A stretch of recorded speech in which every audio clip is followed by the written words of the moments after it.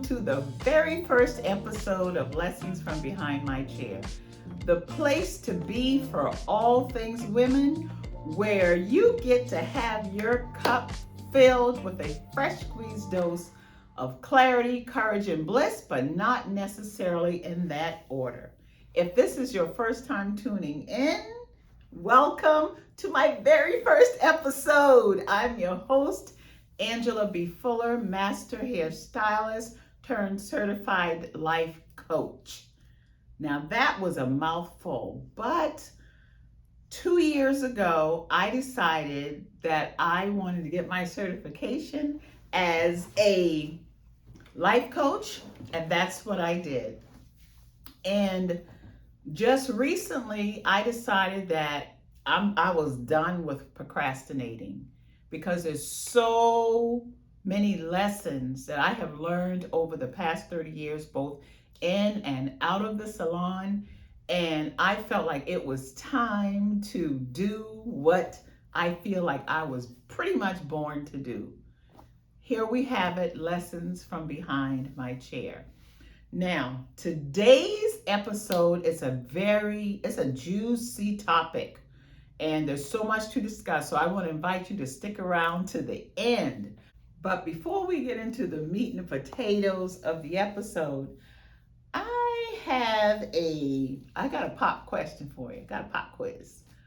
How many of you find yourself wanting to do something, but you tell yourself, no, I'm not ready. No, I'm not ready. And you're always getting ready to get ready. If that is you, say ouch. Ouch. Okay. I know for certain I have on several occasions. One occasion that comes to mind is when I had decided that I wanted to get back into the gym. I had put on a few pounds, and I had bend my elbow, putting that fork to my mouth one too many times and too hefty of a portion. I know any of you can relate. And so I made the decision, right? And so I got my membership at the gym. I even got a personal trainer. And so I decided before I go to the gym, I want to be cute. So I went to the store and bought myself a nice little cute outfit to work out in. I took it home, tried it on, and it just wasn't fitting right. And so I took it back, went and got another set, tried that on, feeling all self-conscious and uncomfortable. So, I asked my husband, I asked my daughter, how do I look in this? How do I look in this? They said, Mommy, wife, you look fine. Well, that's not what I was seeing. So I took it back again. And by that third time, I was just disgusted with myself.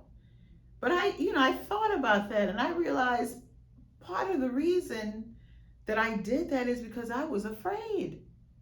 I was afraid of even though I know we go to the gym to get in better shape, to feel better, I was still afraid of what people would think when I walked into the gym, because I just felt so exposed. And because my fear and overly concern about what other people thought, it just kept prolonging me going into the gym and getting healthy. And I really had to talk myself through that process. And let me tell you something else that maybe you can relate to, because we're all women and we all find ourselves in the salon at some point. Well, a couple years ago, I had a client who had about shoulder length hair, and she brought me a picture of a hairstyle she wanted. Nice little cute, little sassy, tapered side, tapered back a little bit on top. And so I said, Lady X, I think this would look nice on you. She agreed. So we proceeded to begin the haircut, and she popped those eyes and put up those hands and say, no, wait a minute. I don't know, not just yet. She said, how about we just start with you just cutting just a little bit off? just a little bit. Because I don't know what my daughter gonna think. I don't know what my husband gonna think. I don't know what my co-workers gonna think. And so I did that. When I tell you it was less than a fourth of an inch, less than a fourth of an inch. So she's a weekly client. So she came back the next week. Same thing. Are you ready, Lady X? Let's go ahead and get this snazzy cut. Ready? Get your groove back. Same thing. Could you just cut just a little bit? We did that for about 3-4 weeks. I just had to pause, spin her around, and give her a lesson on self-confidence. If you want your hair cut, this is your hair. You can do what you want to do with it. And after that, guess what happened? She got her hair cut. Because what I showed her was that whatever you decide for yourself, and you're not hurting nobody, you're worthy of it. Go ahead and do it. So I believe my energy, my enthusiasm, my inspiration, my ready to get it done is what helped to move her forward. The haircut turned out beautiful. She was happy. She walked out of the salon being totally different in a very positive way. So this is a perfect time to get into the lesson. Okay? The lesson is getting ready to get ready, and how it affects our growth, how it affects our potential, how it affects us moving from being stuck to unstuck. That's what we're going to talk about today. Our constant obsession with getting ready to get ready and why we even do it. And I believe, and I want you all to comment what you believe is that emotion that keeps us getting ready to get ready. I'm going to say what it is for me. And I think you all agree. And for those of you listening, when the show is over, hop on over to YouTube and put a comment. What is the emotion that keeps us stuck, that keeps us in that cycle of getting ready to get ready? I believe that it's fear. And it's not just fear dry along so. It's fear of what other people think about us. And I know this saying has been said before, but I'm going to say it again. What other people think about us is none of our business. Is none of our business.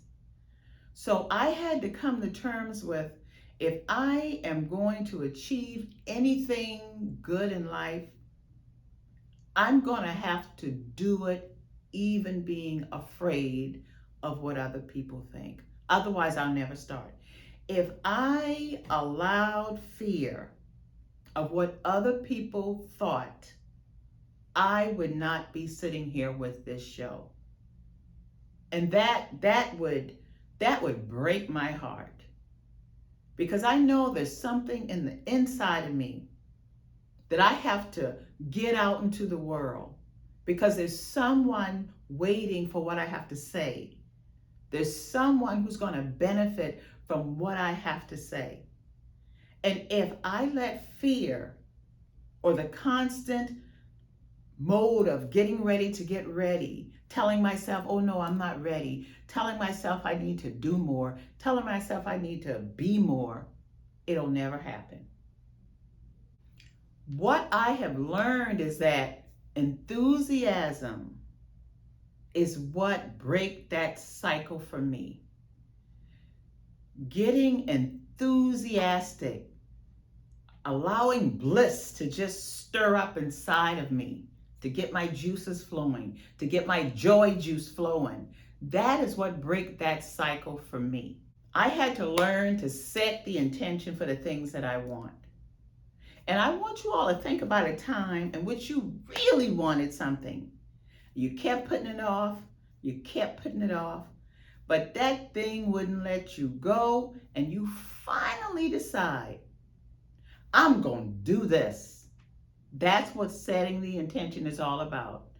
Even when you're scared, even when we're apprehensive, still tell yourself, I'm going to do this. And then you move. Just take action. Take action while you're saying you're going to do it. And so it's all about affirmation. So I want to share with you what I did to get me out of the state of constantly getting ready to get ready, of constantly being stalled by what other people thought. I started doing affirmations. I started telling myself things, and all affirmations is telling yourself things the opposite of what's keeping you stuck. So what I did was, before I go to bed at night, I would tell myself, I am open and receptive. I am open and receptive to whatever it is I was trying to get, for whatever it is I was trying to achieve, for whatever it is I was trying to do. And then before I get out of bed the next morning, before my feet hit the ground, and before I leaned over to kiss my husband good morning, I would say to myself, I am open and receptive to being enthusiastic today. I am open and receptive to trying new things today. I am open and receptive to be open-minded today.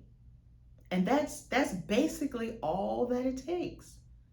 So whether you're in that 99% who want to change careers, or you want to lose weight, become healthier, gain weight, if you want to try a different look, try a new outfit, something as simple as wearing a different color. If you're constantly wearing blue and you want to wear red, just tell yourself, remind yourself of the good that comes from that. Remind yourself that you are worth it, that you are worthy to change, that you have the right to change your mind, that you have the right to be different, that you have the right to experience more. And then act in the moment, because action is what makes all the difference. Being joyful, being enthusiastic about change is what makes the difference. Well, that wraps up the first episode of Lessons from Behind My Chair. I hope you guys enjoyed it, because I most certainly did. And I hope you got something from it, so make sure you subscribe, and make sure you hit that bell for notification when the episode drops. Also, follow me on Instagram and Facebook at Angela B. Fuller. Visit my website at angelabfuller.com. And I look forward to seeing you guys next Sunday for the second episode of Lessons from Behind My Chair. It drops on Sunday and every Sunday thereafter. Be blessed, and remember, stay ready. Okay? Bye. Bye. Bye.